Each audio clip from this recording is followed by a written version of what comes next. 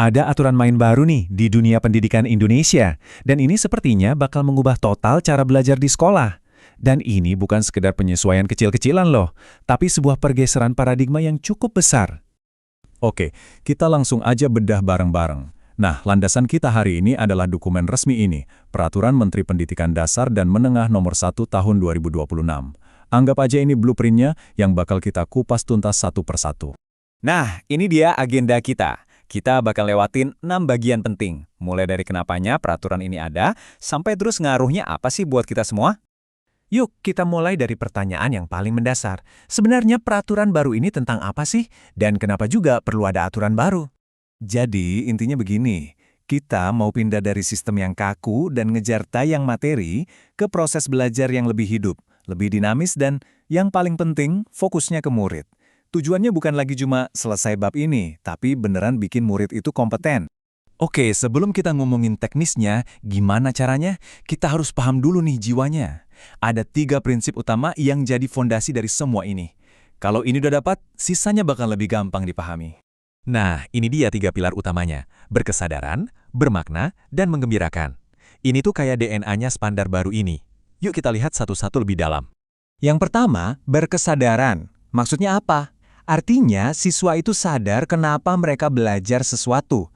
Mereka tahu tujuannya. Jadi mereka bukan lagi objek pasif yang cuma disuapin informasi, tapi jadi subjek yang aktif yang ikut ngatur belajarnya sendiri. Keren kan? Kedua, bermakna. Nah ini penting banget, belajar itu harus nyambung sama kehidupan nyata. Jadi belajar fisika itu bukan cuma ngapalin rumus, tapi ngerti kenapa jembatan di depan rumah bisa berdiri kokoh. Itulah esensinya. Dan yang terakhir, menggembirakan. Jangan salah sangka dulu ya. Menggembirakan itu bukan berarti kelas jadi tempat main-main doang. Bukan. Ini tentang menciptakan suasana yang positif, yang menantang tapi seru. Dan yang paling penting, bikin rasa penasaran alami anak-anak itu keluar. Oke, 3 prinsip tadi udah kebayang ya, keren banget konsepnya. Tapi pertanyaannya, gimana cara bawanya ke dalam kelas? Gimana cara nerjemahinnya jadi rencana pelajaran? Nah, mari kita lihat tahap perencanaannya. Menurut pasal 4, bikin rencana belajar itu kayak bikin peta perjalanan. Simpel kok, cuma ada 3 langkah. Pertama, tentukan tujuannya mau kemana. Kedua, gambar jalannya, langkah-langkahnya gimana. Dan ketiga, tentukan checkpointnya. Gimana kita tahu kalau kita udah sampai tujuan. Jelas banget kan? Oke, petanya udah jadi. Rencananya udah matang. Sekarang, yuk kita masuk ke dalam kelasnya. Suasana belajarnya tuh harusnya kayak gimana sih? Coba deh bayangin kelas impian itu kayak apa. Pastinya bukan yang muridnya duduk manis, diam, dan pasif kan? Nah, peraturan baru ini maunya kelas itu jadi tempat yang hidup, interaktif, inspiratif, seru, menantang. Pokoknya tempat yang aman buat murid berani coba, berani salah, dan berani berkreasi. Di kelas yang kayak gini, peran guru juga otomatis berubah. Udah bukan zamannya lagi guru jadi satu-satunya sumber ilmu, kayak Google berjalan. Sekarang, guru punya 3 peran kunci.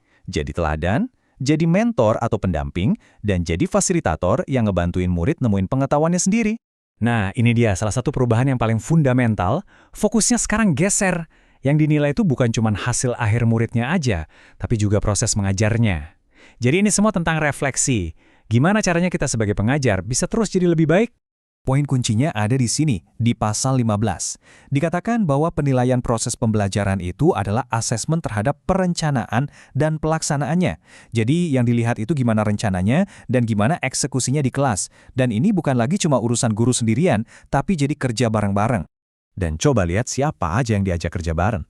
Ada refleksi dari guru itu sendiri? Jelas. Terus ada masukan dari sesama guru? Ada juga umpan balik dari kepala sekolah, dan yang paling menarik, bahkan murid pun dilibatkan untuk ngasih masukan. Jadi ini benar-benar siklus perbaikan 360 derajat.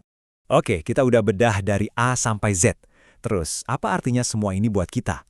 Apa dampaknya buat guru, buat murid, dan juga buat orang tua di rumah? Buat para guru, ini ibaratnya dapat surat izin untuk jadi lebih kreatif dan fleksibel. Ini bukan aturan yang mengekang, tapi justru memberdayakan. Memberdayakan untuk bikin pelajaran yang lebih asik, lebih relevan, dan pindah peran dari sekedar penceramah jadi seorang pemandu. Buat kalian para siswa, ini artinya apa? Pelajaran di sekolah bakal makin terasa gue banget, makin nyambung sama kehidupan sehari-hari. Dan yang paling penting, suara kalian, pendapat kalian sekarang punya tempat untuk ikut ngebangun kelas yang lebih baik. Dan terakhir buat para orang tua. Ini adalah sinyal bahwa sekolah sekarang bergerak ke arah yang lebih fokus pada perkembangan anak secara utuh. Bukan cuma ngejar nilai rapor atau hafalan, tapi benar-benar membangun pemahaman yang mendalam dan karakter yang kuat. Jadi, peraturannya udah ada, blueprintnya udah jelas. Tapi mengubah blueprint ini jadi kenyataan di jutaan ruang kelas di Indonesia, itu tantangan kita bersama. Pertanyaannya bukan lagi apa yang harus dilakukan, tapi bagaimana kita bisa melakukannya. Bagaimana kita semua, guru, siswa, orang tua, bisa bahu-membahu mewujudkan kelas impian ini bersama-sama?